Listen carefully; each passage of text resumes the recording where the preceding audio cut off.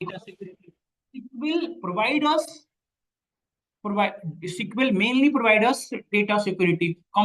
Another tool और technology के comparison में SQL more security प्रोवाइड करता है डेटा पे। मीन्स बात कि डेटा को यदि हम SQL के अंदर स्टोर कर रखे हैं तो मतलब रियल चांसेस है कि उसको कोई अनदर वे में एक्सेस कर पाए जब तक उसके क्रेडेंशियल आप ना दो।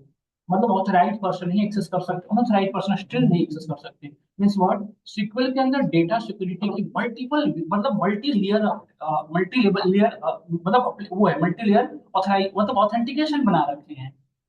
इसीलिए हम सीक्वल को स्टिल यूज कर रहे हैं। अदर अदर मतलब other there are multiple alternative tool and technology, जैसे कि क्या क्लाउड इन्वायरमेंट भी तो है डेटा को स्टोर करने के लिए, और स्टोरेज भी तो है। मल्टीपल टूल और टेक्नोलॉजी भी अवेलेबल है जहां पे हम एक्सेल एक्सेल में तो डेटा स्टोर कर सकते हो आप इतनी सारी। फिर एक्सेल में क्यों नहीं कर पाते, सिक्वल में इतनी ज्यादा क्यों? एक चीज और बता दूं, सिक्वल और एक्सेल में बहुत ज्यादा का डिफरेंस नहीं होता। मतलब सिक्वल में जितना डेटा स्टोर कर पाते हो उससे बहुत large amount of data Excel में नहीं, मतलब एक्सेल में जितना डेटा स्टोर करते हो अप्रोक्सीमेट हम सिक्वल में उतना ही करते हैं। उससे बड़ी डेटा के लिए ऑरेकल यूज करना पड़ता है। मतलब मेरा कहने का सेंस है कि जो सीक्वल में कर पाते हैं वो एक्सेल में भी हो पाएगा, but still one more thing, Excel उतनी डेटा सिक्योरिटी नहीं प्रोवाइड कर पाएगा, उतनी डेटा इंटीग्रिटी कॉन्फिडेंशियलिटी नहीं दे पाएगा जितना हमारा सीक्वल देता है।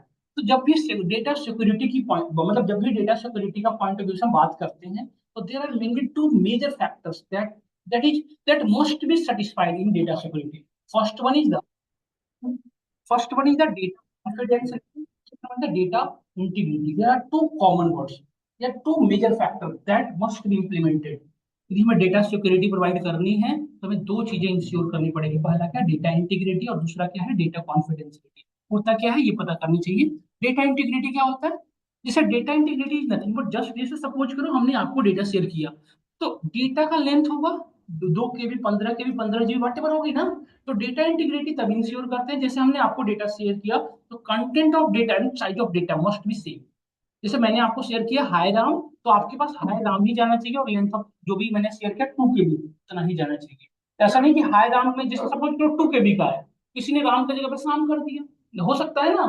हाय की जगह पे हेलो कर दिया, वर्ड तो सेम है, लेंथ सेम हो जाएगा। तो content of data and size of data यदि हमने दोनों चीजों को श्योर कर लिया, यदि मैंने आपको डेटा शेयर किया और आप कंटेंट ऑफ डेटा और size of data same match हो रहा है, देन वी कैन से कि our data integrity is ensure. Data confidentiality कब इंश्योर क्या करते हैं, किस सिनेरियो में करते हैं? Suppose I have shared the data with you and there is no way there is no one that access the data by the any way, कोई और नहीं एक्सेस करे। जैसे मैंने डेटा शेयर किया आपको तो सिर्फ आपको ही एक्सेस हो। जैसे होता है ना कि इंटरनेट पे थर्ड पर्सन किसी भी तरीके से डेटा को एक्सेस करे, वो नहीं होना चाहिए। तो यदि ये चीजें आपने इंश्योर कर ले दैट मीन्स डेटा सिक्योर है। बाकी सभी चीजें इसी के अंदर में आती है। तो डेटा, तो MySQL provide us two things, data confidentiality and data integrity. दोनों चीजें अवेलेबल है। यदि डेटाबेस सर्वर से किसी को डेटा भेजोगे ना तो उसी पर्सन के पास जाएगा ये चीज, क्योंकि उसके अंदर आपने सुना होगा इंक्रिप्शन और डिक्रिप्शन दो एल्गोरिदम यूज होते हैं। तो इंक्रिप्शन के लिए भी बहुत मतलब एक एडवांस लेवल क्लियर एक एडवांस लेवल का एल्गोरिदम यूज होती है, डिक्रिप्शन के लिए भी एक एडवांस लेवल का algorithm.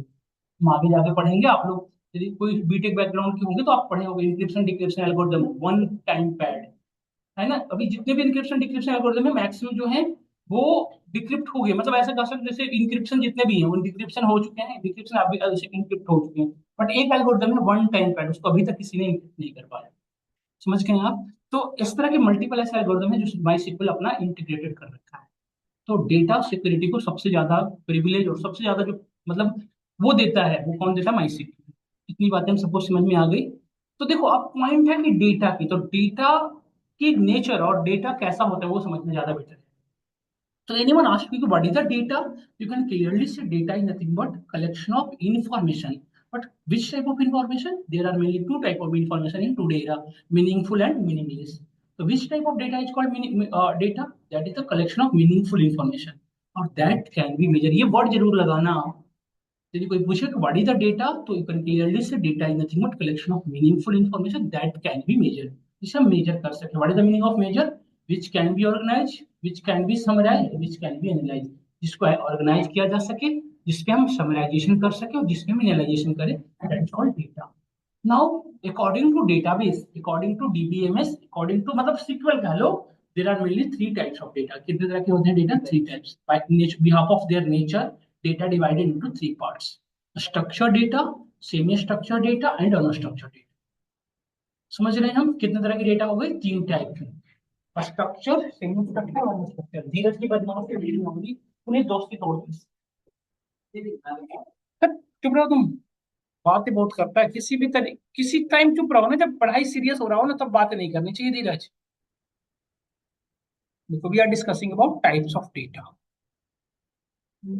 Types of data, first one is the structure data. Structure data आप लिख लेना पूरा।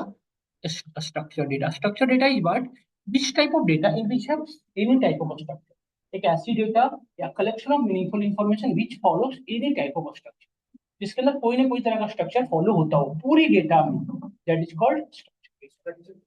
बताता हूँ, जिसमें किसी भी तरह का स्ट्रक्चर फॉलो होता है। स्ट्रक्चर क्या होता है सो समझता हूँ। जैसे कि आप जब एक्सेल में डेटा बनाते हो तब याद करो एक्सेल में क्या फॉलो होता है, रो एंड कॉलम का स्ट्रक्चर होता है नहीं। एक्सेल में आपको याद होगा, एक्सेल में क्या होते हैं, दो ही चीज होता है, रो, ये हो गया हमारे कॉलम वंस, ये हो गए हमारे रो, यही होता है ना। तो कोई भी डेटा क्या विदाउट रो और कॉलम स्टोर कर सकते हो।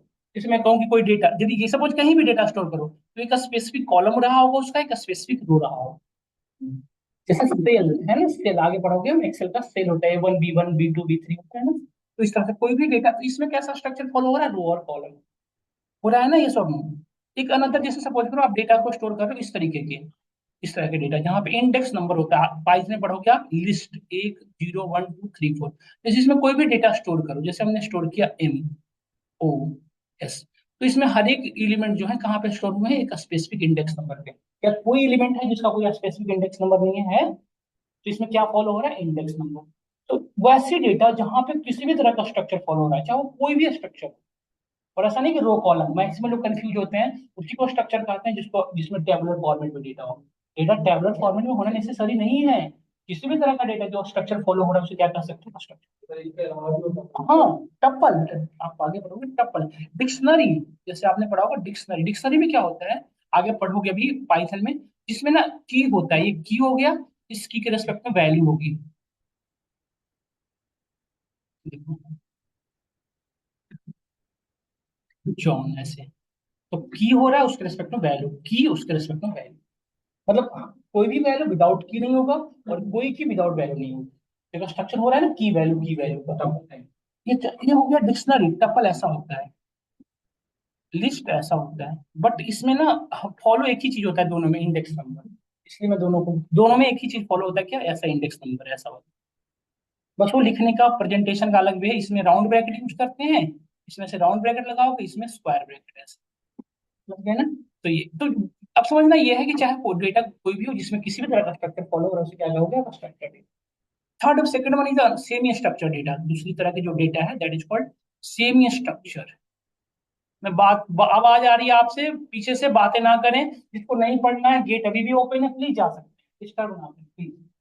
एक हम्बल रिक्वेस्ट है, धीरज आपसे ज्यादा, लाइक विथ रेस्पेक्ट टू, है ना, मस्ट हम्बली एंड रेस्पेक्टफुली कह रहे हैं आपसे। Second one is the semi-structured data. Semi-structured data is what? Which type of data in which have some data follow any type of a structure और सब data है no any structure. मतलब आधी data या कुछ डेटा जो है structure को फॉलो कर रही है, कुछ डेटा के अंदर स्ट्रक्चर नहीं है। जैसे कि अभी बताता हूँ, जैसे एक आपने एक्सेल की सीट बना रखी है, ठीक है, जिसमें एक कॉलम आपने बना रखा है आईडी, ठीक है। इसमें आईडी आप फिक्स है कि सबकी आईडी फिक्स है, 1011 1012, इस तरह से डेटा आपने स्टोर कर रखा है। बट दूसरे के जस्ट यहाँ पे आप पहले नेम लिखा, फिर उसका आपने फोन नंबर, फिर आपने मेल आईडी, फिर एड्रेस, और फिर इस तरह से लिखा। अगली बार में आप पहले एड्रेस लिख रहे हो, फिर मेल आईडी, फिर फोन नंबर, फिर एज, फिर नेम, मतलब कोई स्ट्रक्चर नहीं। तो एक ये तो पूरी स्ट्रक्चर हो रही है, बट ये डेटा कोई भी स्ट्रक्चर को फॉलो नहीं, that is called semi structure. या फिर डिक्शनरी हमेशा स्ट्रक्चर नहीं। डिक्शनरी जो मैं आपको दिखा नहीं रहा था, डिक्शनरी जिसमें डेटा ऐसे स्टोर हो रही थी, तो देखो आईडी स्टोर किया, और आईडी के रिस्पेक्ट में वैल्यू भी एक लिस्ट सेट है जिसमें वैल्यू कुछ भी डली हुई है, तो क्या हो गया, सॉरी सेमी स्ट्रक्चर। समझ गए? तो सेमी स्ट्रक्चर डेटा समझ में आ रही है आपको। और अनस्ट्रक्चर, नाम से पता चल रहा है जो कोई भी तरह का स्ट्रक्चर ना फॉलो करता हो, दैट। देखो ये जो डेटा थी इसमें फिक्स था, एक की एक वैल्यू, बट यहाँ पे क्या है, आगे आप सेट पढ़ोगे जिसमें क्या होता है, वैल्यू कुछ भी रखोगे ना उसकी कोई स्ट्रक्चर नहीं होती है, सेट। इसमें सपोज आपने लिखा Mohan, birth date, email ID, तो ये वैल्यू कहाँ पे क्या है वो उसको एक्सेस नहीं कर पाओगे। ये जो आपको जो दिख रहा है ना फ्रंट पे, वो फ्रंट पे एक्चुअली एग्जिस्ट नहीं करो, कहीं पे भी हो सकता है। आगे पीछे, तो हम इसको स्ट्रक्चर नहीं कर सकते। तो इंटरव्यू में आपसे यदि पूछा जाए कि डिक्शनरी का स्ट्रक्चर डेटा टाइप, तो आप कहो नो। वो डिपेंड करेगा कैसा सिनेरियो कैसा बना रखा है। हम इस सबको डेप्थ में पढ़ेंगे, अभी बस मैं एग्जांपल दे रहा हूँ, इन सारे डेटा टाइप का जो नाम दे रहा हूँ ना, सारे पढ़ोगे डेप्थ। अब third one is the unstructured data. Unstructured data किसे कहेंगे? That's no in structure, which type of data या which type of collection of meaningful information that have no any। तो इसका सबसे अच्छा एग्जांपल क्या है? किसी वेबसाइट पे आप जाओ, तो किसी वेबसाइट पे देखो इमेजेज होते हैं, उसके नीचे उसकी प्राइस लिखी होती है, नीड उसके जस्ट बगल में वीडियो चल रहे होते हैं, कुछ भी कहीं भी नहीं, उसके जस्ट नीचे आप देख रहे होगे ऐड चल रहा होगा, गूगल एड्स, कुछ भी होता है, that is called unstructured data. ये तीन तरह के डेटा होते हैं, स्ट्रक्चर्ड, सेमी स्ट्रक्चर और क्लियर हो रहा है हम सभी को? इसके बाद एक चीज डिस्कस करने वाले हैं, इसके बाद नेक्स्ट वन। देखो डेटा चाहे वट एवर हो, हमें उस पर यदि वर्क करना है तो उस डेटा को कहीं ना कहीं स्टोर करोगे। जैसे वो डेटा हवा में रख के नहीं काम की जा सकती है, नहीं। जैसे रियल लाइफ में पानी का यूज करना है, तो पानी को टंकी में दोगे ना, स्टोर करोगे कहीं, तब उसको अपने यूज के बाद यूज करोगे। पर सेम चीज है, डेटा चाहे वट एवर हो, हमें डेटा को कहीं ना कहीं स्टोर करनी पड़ेगी। So we need a database, we need a database. So what is the database? Anyone asked you what is the database? Database is nothing but it is a type of container in which you can store huge amount of data। एक तरह की storage है जहां पे आप multiple data को store कर सकते हो। जैसे एक डेटा ये थी, एक डेटा ये थी, इस तरह से मल्टीपल डेटा को हम स्टोर कर सकते हैं। तो ये कैसा होता है? ये फिजिकल इन्वायरमेंट नहीं होता, ये वर्चुअल इन्वायरमेंट होता है। ऐसा नहीं कि आपको कोई स्टोरेज है, नहीं। Database is a virtual environment in which you can store huge amount of data, चाहे वट एवर डेटा हो, नहीं स्ट्रक्चर हो, सेमी स्ट्रक्चर हो, कैसा भी डेटा उसे स्टोर कर सकना हो। तो अब देखो ये डेटाबेस जो है, इसके अंदर कैसी डेटा स्टोर की गई है, उसके भी यहाँ पे दो पार्ट में डिवाइड किया गया है। रिलेशनल डेटाबेस, जिसे आरडीबी शॉर्ट फॉर्म में कह सकते हैं, पूरा लिख लेना आप लोग, रिलेशनल डेटाबेस। और दूसरा होता है नॉन रिलेशनल डेटाबेस, लिख लेना आप सभी लोग, नॉन आरडीबी। रिलेशनल और non relational database. Relational database किसे कहेंगे वो डिस्कस करते हैं सबसे पहले। पूरे आप लोग लिख लेना, रिलेशनल डेटाबेस। रिलेशनल डेटाबेस किसे कहेंगे समझिएगा ध्यान से। मेरे पास राइटिंग पैड नहीं अभी है अवेलेबल, इसलिए दिक्कत हो रही है। कल से मैं राइटिंग पैड यूज करूंगा तो आपको राइटिंग ऐसे नहीं मिलेगी। और दूसरी चीज है, इसकी मैं चीट शीट शेयर करूंगा जिसमें इसकी सारी डिफिनेशन लिखी हुई मिलेगी आपको।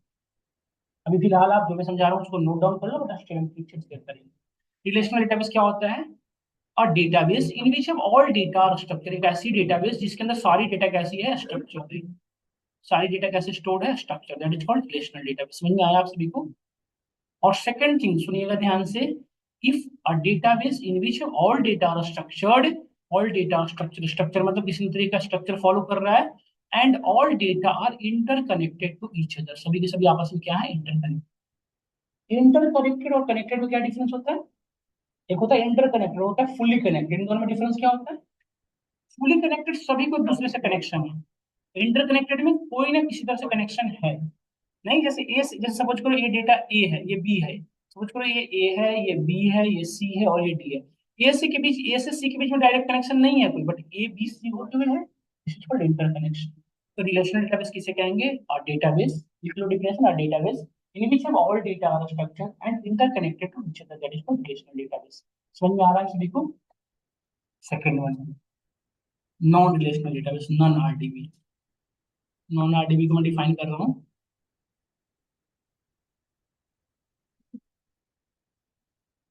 वासुदेव लेट हो गया वैसे। और database in which have all data are unstructured, सभी के सभी डेटा क्या है? अनस्ट्रक्चर्ड है। और that's have no any relation, उसके बीच में आपस में रिलेशन नहीं, इंटर रिलेशन नहीं है, that is called unstructured data. समझ में आया आप सभी को?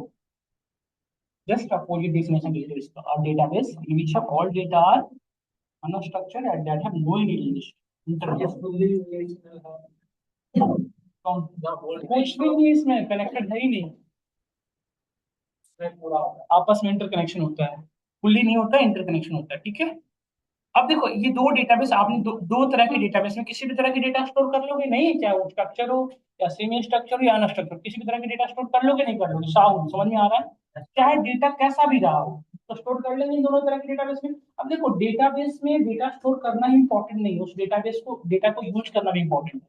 हम डेटा को स्टोर करके क्या करेंगे जिसका यूज ही नहीं कर पाए। तो उस डेटा को प्रॉपर तरीके से ऑर्गेनाइज करके स्टोर करने के लिए हमें क्या नीड पड़ेगी? मैनेजमेंट सिस्टम की। जैसे रियल लाइफ में घर में आप जो सामान रखते हो तो मैनेजमेंट होता है ना कि इसको यहाँ रखो, इसके यहाँ रखो। सेम टाइम डेटा को प्रॉपर वे में स्टोर करने के लिए किसकी नीड पड़ती है? Management system. यदि नहीं यूज करेंगे मैनेजमेंट सिस्टम तो क्या होगा? डेटा को एक्सेस करने में प्रॉब्लम होगी। नहीं, कोई भी डेटा कहीं भी जाके सेव हो गई है, उसका पता ही नहीं कहाँ कौन है, तो ढूंढते फिर नहीं। इस डेटा को प्रॉपर तरीके से स्टोर करने के लिए हमें भी नीड अ मैनेजमेंट सिस्टम। तो दैट इज कॉल्ड डेटाबेस को मैनेज करने के लिए जो मैनेजमेंट सिस्टम यूज होता है that is called DBMS, database management system. नाम से ही पता चल रहा है, it is a concept, it is a technique that handle your data. समझ में आया हमें? डीबीएमएस क्या हुआ? डेटाबेस को मैनेज करने का एक सिस्टम, कॉन्सेप्ट है। तो दो तरह के मेनली डेटाबेस मैनेजमेंट सिस्टम होते हैं, एक होता है आपका RDBMS, relational database management system, एक होता है non RDBMS, non RDBMS, non relational database management system. समझ में आया आपको? आरडीबीएमएस और नॉन आरडीबीएमएस क्लियर हुआ आपको? आरडीबीएमएस किसे कहेंगे?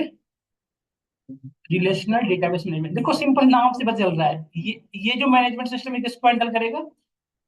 रिलेशनल डेटाबेस को। ये किसको हैंडल करेगा? Non relational. Means if a there is a management system which handle your relational database, that is called relational database management system। एक ऐसा मैनेजमेंट सिस्टम जो रिलेशनल डेटाबेस को हैंडल करे that is called relational database management system. तो relational database management system बहुत सारे हैं, जैसे आपने सुना होगा SQL, Oracle, ये सब क्या है? रिलेशनल डेटाबेस मैनेजमेंट सिस्टम है। Oracle, पोस्टग्रेस, पोस्टग्रेस SQL इसका नाम है पूरा, IBM DB2, SQLite 3, multiple relational database management system है। ठीक है। और non relational database management system किसे कहेंगे? Management system which handle your non relational database, जिसके अंदर कोई रिलेशन नहीं है, मतलब डेटा कैसे भी स्टोर हो गई है। देख रहे हैं ना? और आपस में इस सबों में सब में इंटर रिलेशन था, इसमें इंटर रिलेशन नहीं है। साहुल दिक्कत नहीं हो रही ना? समझ आ पा रहे हैं ना सभी? तो क्या database in which have no any relation, इसमें कोई रिलेशन है ही नहीं आपस में, तो उसको क्या कहोगे आप? तब उसको हैंडल करने के लिए कैसे यूज करना पड़ेगा? क्योंकि डेटा दोनों तरह की होगी आपके पास। तो इसमें मल्टीपल है, जैसे आपने भी आपके सिलेबस में एडेड होगा मोंगो डीबी। आपने देखा है अपनी सिलेबस, उसमें मोंगो डीबी है। मोंगो डीबी क्यों पढ़ते हो? जब आपके पास डेटा ऐसा। मोंगो डीबी हो गया, अपाची हो गया, हडूप है, कैस्केंड्रा, मल्टीपल आप पढ़ोगे। Dynamo dB, non relational database, जब डेटा सारी की सारी क्या है? अनस्ट्रक्चर्ड, किसी भी तरह का स्ट्रक्चर फॉलो ना होता हो। क्या यहाँ तक हम समझ पा रहे हैं? तो मतलब कि हम जो पढ़ रहे हैं वो कैसे डेटाबेस को हैंडल करने के लिए पढ़ रहे हैं? स्ट्रक्चर में।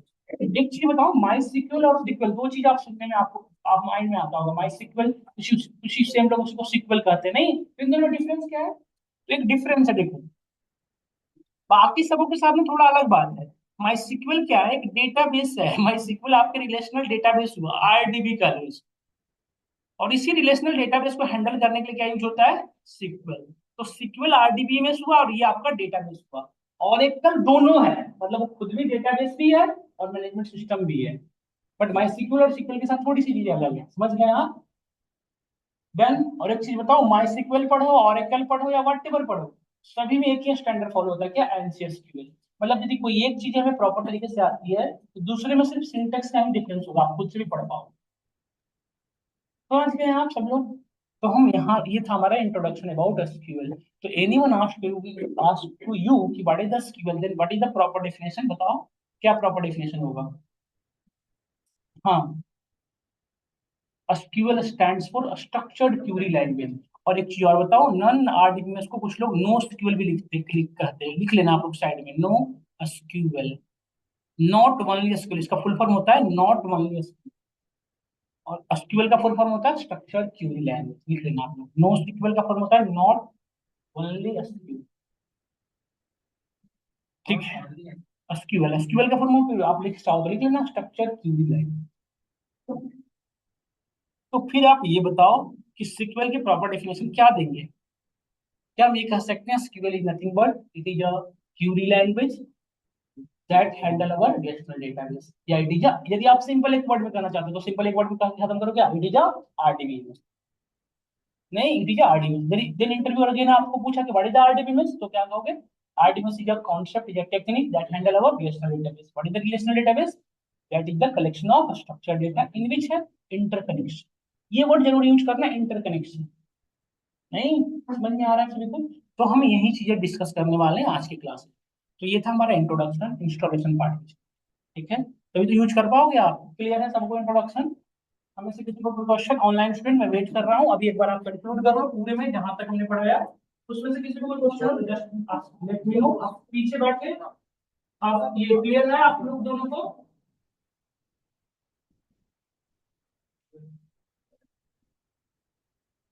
सबको क्लियर है? सबको क्लियर है? HR राउंड जो इंटरव्यू में होता है वो फर्स्ट क्वेश्चन यहीं से होता है, जो आज की क्लास आपने पढ़ा। HR राउंड में वही क्वेश्चन होता है। जो आपकी फर्स्ट कॉल आती है ना कि are you looking for a job, तो वहां पे यहीं से पूछते हैं। आप सॉरी, आप में से कोई यदि HR होंगे तो मैं एक बात करना चाहता हूँ, HR को बहुत ज्यादा टेक्निकल नॉलेज नहीं होता। एक्चुअली नहीं होता, क्योंकि उनका बैकग्राउंड जनरली होता है किससे? MBA से। तो हम में से यदि कोई HR होंगे तो आप इस बात पर्सनली लेना नहीं लेना, आपको रियली में नहीं होता। तो आप में से यदि कोई फर्स्ट राउंड इंटरव्यू में बैठे हैं और उसमें भी यदि आप रिजेक्ट हो रहे हो, मतलब समझ रहे हो आप एक ऐसे पर्सन से रिजेक्ट हो रहे हो जो मतलब इलिटरेट है, लिटरेट भी नहीं है। लिटरेट मतलब उस चीज में, मतलब मेरा कहने का मतलब है, तो आप फर्स्ट राउंड में तो कम से कम रिजेक्शन ना हो। हम लोग इतने लेवल पे अपनी चीजों को स्ट्रॉन्ग करें कि फर्स्ट राउंड इंटरव्यू में तो रिजेक्ट ना हो। वॉट एवर पूछे उसको डिफाइन करो। जैसे वो ना उस इक्वल के साथ भी से भर भर पूछ देंगे, what is the Apache, what is the Cassandra, what is the Hadoop. तो इस तरह से पूछ दिया जाता है, तो वो आपको बता सको कि होता क्या है। उनका ये पता नहीं, बस आपको डेफिनेशन पूछना चाह रहे हैं, वो आपसे ये पूछना चाह रहे हैं कि आपको इसके बारे में जानकारी है या नहीं। तो फर्स्ट राउंड इंटरव्यू में इतना कर लें कि कम से कम उसमें रिजेक्ट ना हो। डन। आगे बढ़ते हैं इंस्टॉलेशन पार्ट में। सर इसका पासवर्ड रीसेट होना है क्या? हाँ, करेंगे हम। तो अब आप अपने किसी भी वेब ब्राउजर वट एवर जो यूज कर रहे हो उसे ओपन कर लेना है। गो ऑन माई सिक्वल, सब लोग ओपन कर लो। सिस्टम अप्लायंस कल से लाइएगा।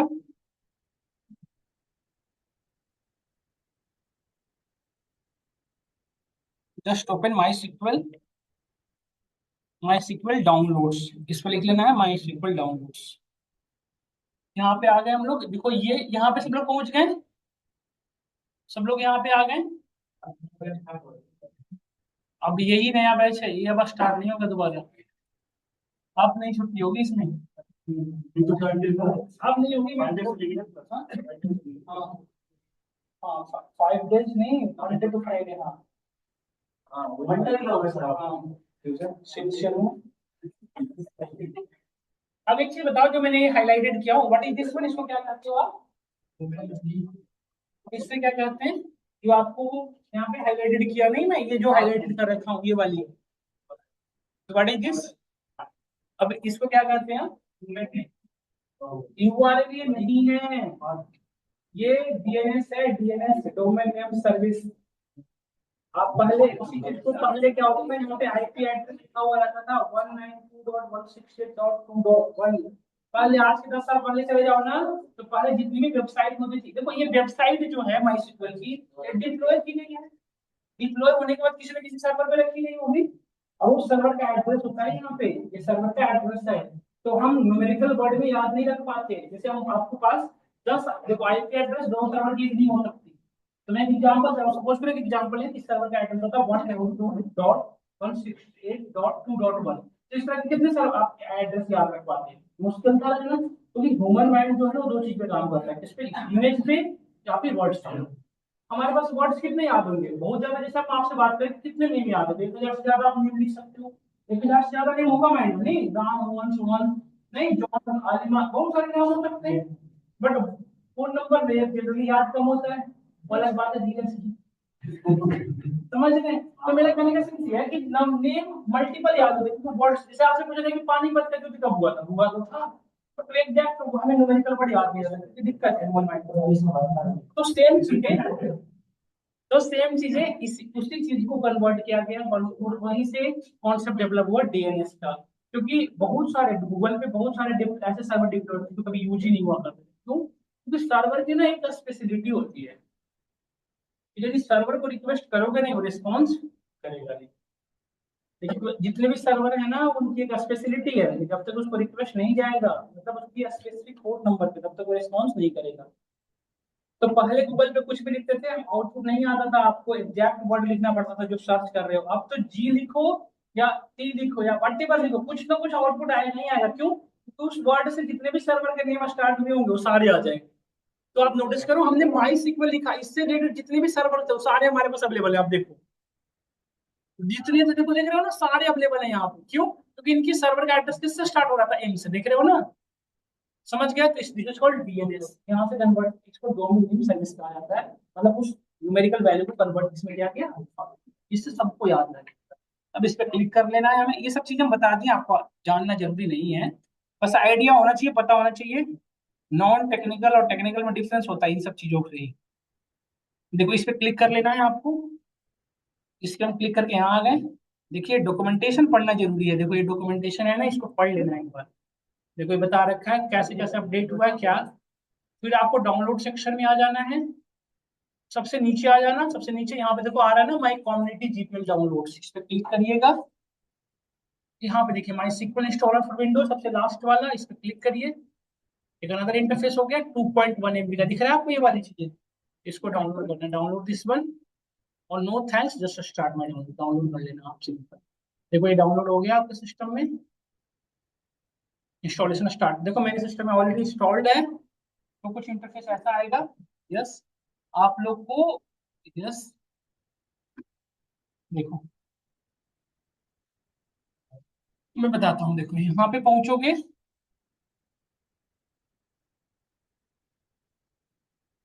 आप में ऐसे नहीं आएगा आपको। जब ये ओपन होगा ना तो यहाँ पे तीन ऑप्शन आएगा। जब इस तरह का इंटरफेस ओपन होगा, देखो इस तरह जब इंटरफेस ओपन होगा ना, तो ये कुछ ऐसा इंटरफेस ओपन होगा, तीन ऐसे फुल्ली ऐसा सर्वर मान ली, और यहाँ पे कस्टम। तो आपको क्लिक करना है किस पे? कस्टम वाले पे।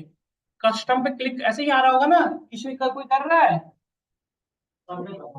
सबने कर रखा है। जो नहीं कर रखे उनकी बात है, कस्टम करके आगे बढ़ना।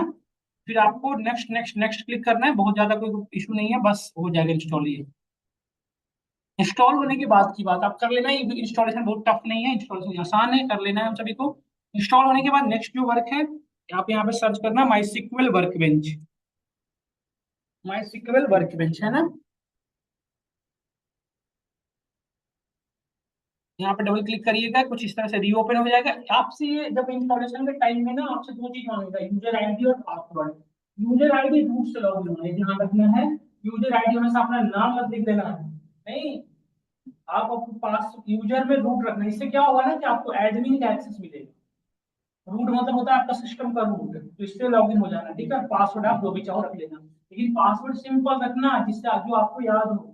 तो जब जब लॉग इन करोगे ना, पासवर्ड रिक्वायर्ड होगा। कोई अपने यूपीआई जैसा कॉम्प्लिकेटेड मत रख देना।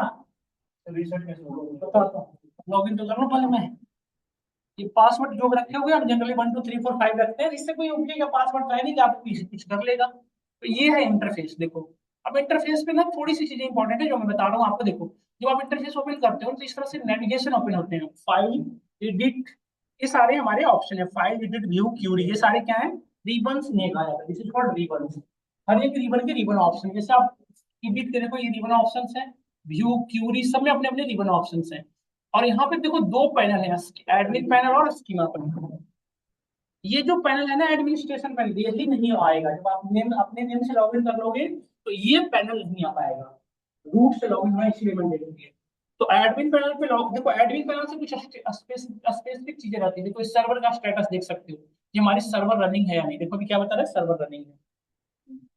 क्लाइंट कनेक्शन, कितने लोग हमारे सर्वर से कनेक्टेड है। तो हमारे लोकल मशीन में सभी के रूट ही है नहीं, लेकिन कोई अनदर सर्वर से कनेक्टेड होगा, जैसे किसी मतलब लोग, मतलब बाहर से कोई कनेक्टेड होता हमारे सर्वर पे, जो दिखा रहा होता, उस सर्वर को आप चाहो तो यहाँ से क्लोज कर सकते हो, उसकी क्यूरी को क्लिक कर सकते हो या उस कनेक्शन को हटा सकते हो। जैसे मैंने फाइंड आउट कर लिया कि अनऑथराइज्ड पर्सन हमारे डेटाबेस में एक्सेस हो रहा है, तो उसको हम यहाँ से डायरेक्टली उसको हटा सकते हैं, रिमूव कर सकते हैं।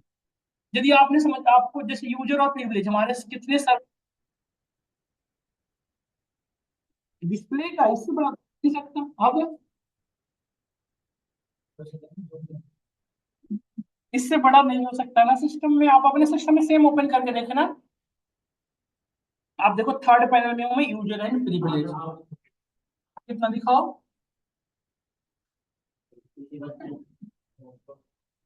और ऐसा क्यों हो रहा है? एक सेकंड में फिर से रीशेयर करता हूँ। ओके एक सेकंड, एक सेकंड। हाँ तो ये ऐसे कैसे हो रखा है? तभी हो रहा है, किसी ने वो कर रखा है, अपना पिंग कर दिया है।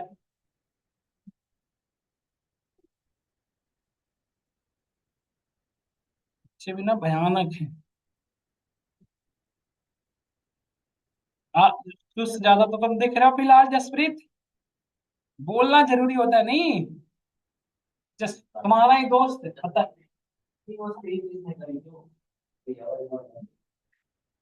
देखो अब दिख रही है वैभव। देखो अब मैं यहाँ पे था, ये सर्वर, ये बताया क्लाइंट में मैं ये सारी इंफॉर्मेशन दिया कि जितने भी सर्वर से जैसे किसी का स्टॉप कर सकते हो यहाँ से, kill query, kill connection, user and privilege में ये बताता है कि कितने हमारे जैसे डेटाबेस के सर्वर है, तो एक कंपनी में एक डेटाबेस के सर्वर में कितने लोग होते हैं? 1,000 लोग हो सकते हैं कनेक्टेड। तो सभी यूजर की यहाँ पे इंफॉर्मेशन होती है। और दूसरी चीज है, हर एक यूजर की ना प्रिविलेज अलग अलग होती है। जैसे देखो, इस यूजर का प्रिविलेज कुछ भी नहीं है, अलग है, दूसरे का क्या है, ट्रिगर चल सकता है। इसका देखो सिलेक्ट स्टेटमेंट, इस पे ये देख रहे हो, सबका प्रिविलेज अलग अलग होता है। मतलब ये कहने का सेंस क्या है, कोई डेटाबेस को मैनिपुलेट कर सकता है, कोई मैनिपुलेट नहीं कर सकता है, कोई डेटा डिलीट कर सकता है, किसी को नहीं करने का है। समझ रहे हैं? ये सिलेक्टेड प्रिविलेज यहाँ पे कौन डिफाइन करता है? एडमिन। यदि आपको एडमिन का एक्सेस है मतलब आप कर सकते हैं। जब आप कंपनी में ज्वाइन करोगे ना, तो आपको ये वाला एक्सेस नहीं रहेगा स्टार्टिंग में। ये किसको रहता है? जो सीनियर होते हैं, क्योंकि आप हर जगह डेटाबेस को हटा दिए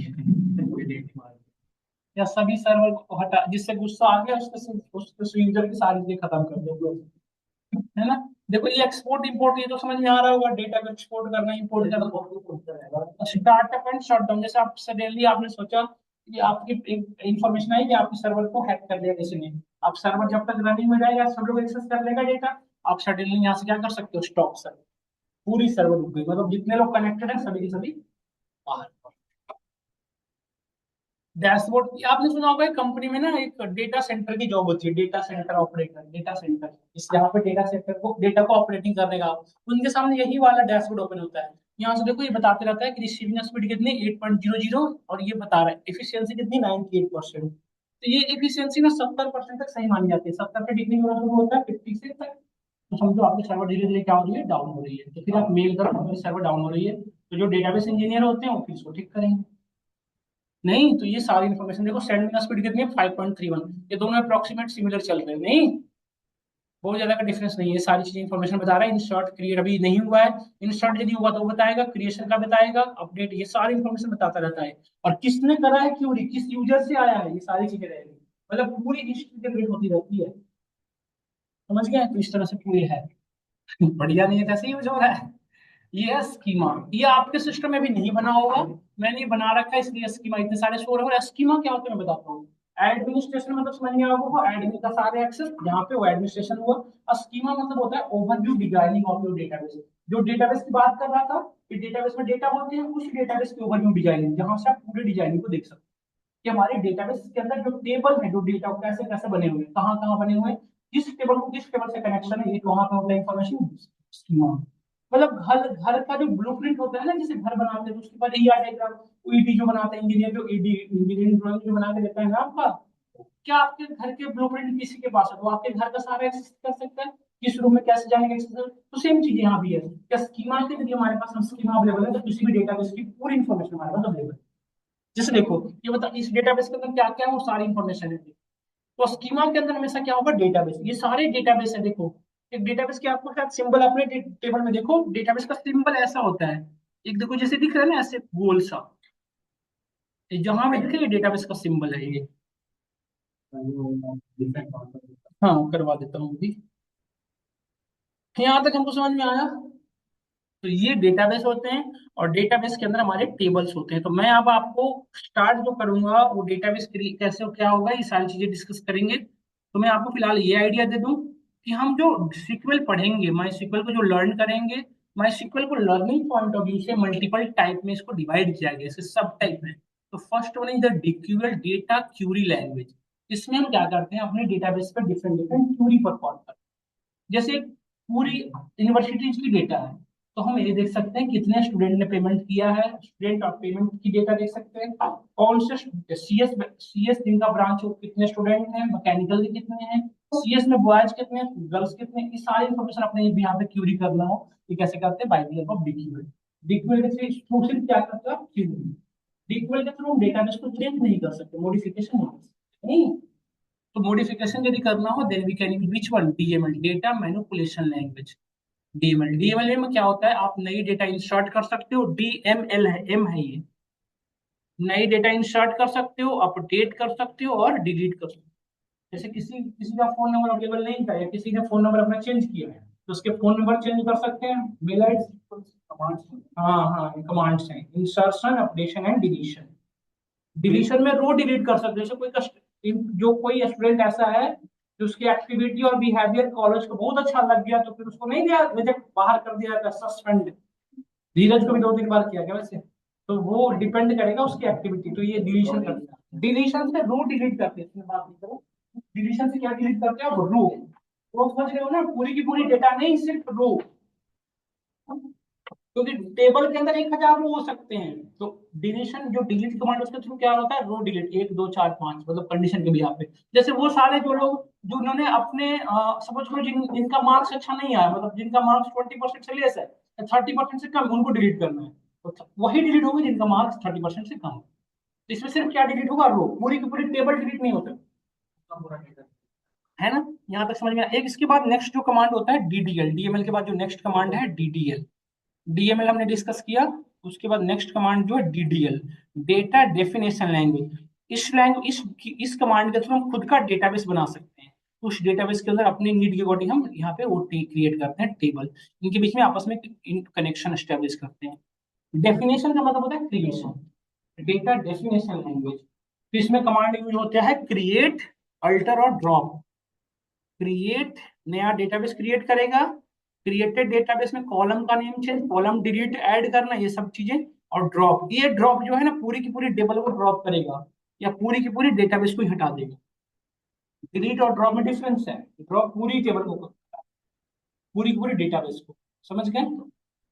और दूसरा होता है डीसीएल, डीएमएल तक समझ में आ, डीडीएल तक समझ में आ गया होगा।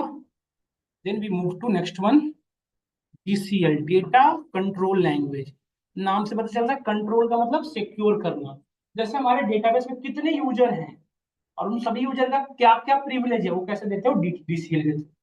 इसमें दो चीजें यूज होती है सबसे ज्यादा, ग्रांट और रिवोक।